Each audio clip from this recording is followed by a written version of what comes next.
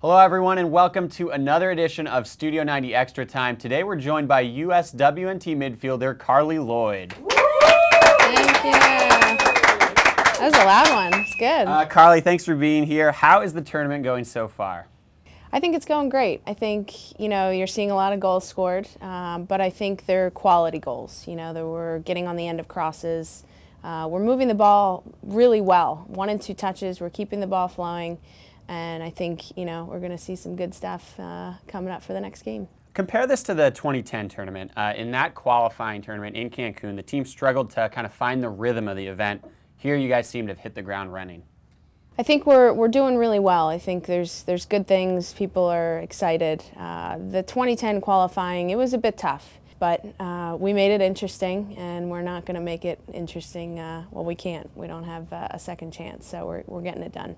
When you guys were preparing for this tournament, was that something that the group kind of consciously thought about was, hey, we don't have a second chance this time around. Let's make sure we're all on the same page and ready to go when this tournament kicks off in Vancouver? For sure. I think, it was a good thing that happened. This team's always about winning, and there's no guarantee anymore, and that's what we have to all be, conscious about. We've got to show up every day, every game, and we've got to get out there and make it happen.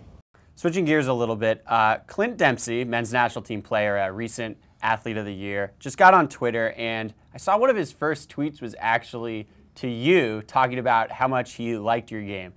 What do you like about Clint Dempsey's game? I think he's a fantastic player, and I think he's definitely hitting his peak, and he's getting great games over at Fulham and playing well, scoring hat tricks. And I just love what he brings. He's crafty, he works hard, he has that mentality that he's going to prove people wrong, and he's really fun to watch. And I was flattered to get a tweet like that. It was awesome. Cool to get a shout out from a player, an athlete that you admire like that. Yeah, for sure. I mean, he's awesome.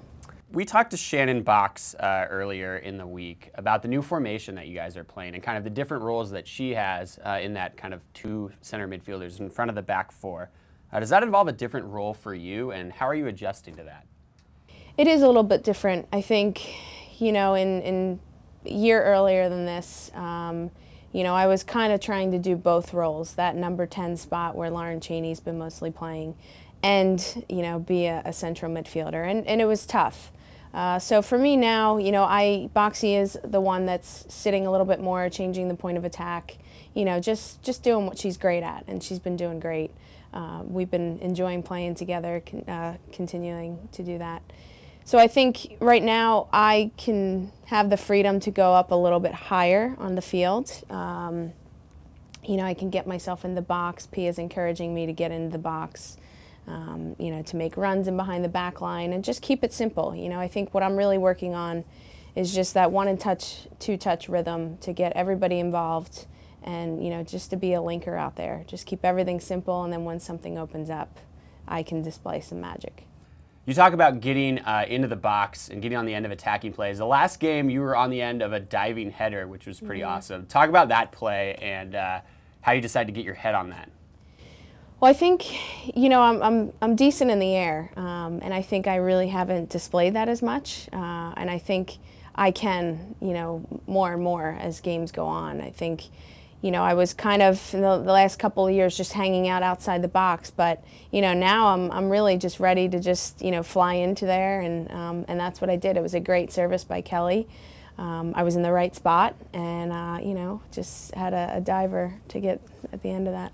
Definitely a great finish. On the training field, we've got this question for you because we know you're always putting in kind of the extra work. Has it always been like that for you, or is that something that you've learned over time in your career? I think it's something that I learned. I think, I always put the time and effort into playing around with the ball, but it was all that extra stuff, a little bit extra hard stuff, which was the fitness, which was, being a professional around the clock.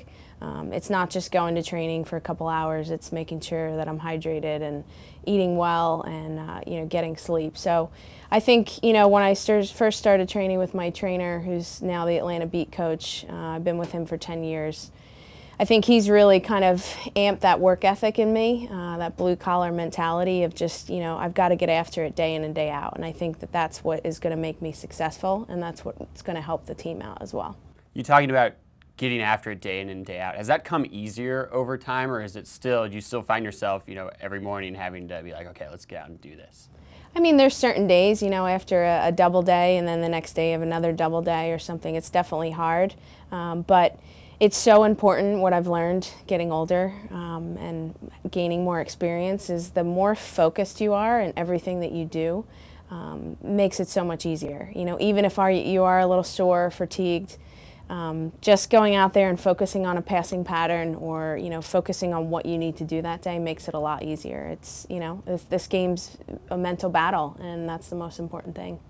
Back to the tournament here in Vancouver. Let's talk about the next opponent, Mexico, a team that's improved a lot over the last few years. What do you guys expect from them? What kind of problems could they present for the team Tuesday night? Well, I think it's going to be redemption for us. You know, this is another setting where we can, you know, stand our ground, and we've got to just focus on what we've been doing. We've been playing quick 1 and 2 touches. Everybody's been getting everybody involved on the field, and we just have to continue to do and stick to our game plan, and I think the rest will come, and you know, I think we're doing great. It's been 15 months since that tournament and that game in Cancun, but you mentioned redemption. Does that result linger in your guys' mind as something kind of you're out to set straight? It haunted us, you know, but we had to drop it quickly and we had to move on. But I think, you know, we're not going to back down. We're going to be full throttle the whole 90 minutes, and we're going to get after it. Well, the USA takes on Mexico for top spot in Group B here at CONCACAF Olympic Women's Qualifying in Vancouver.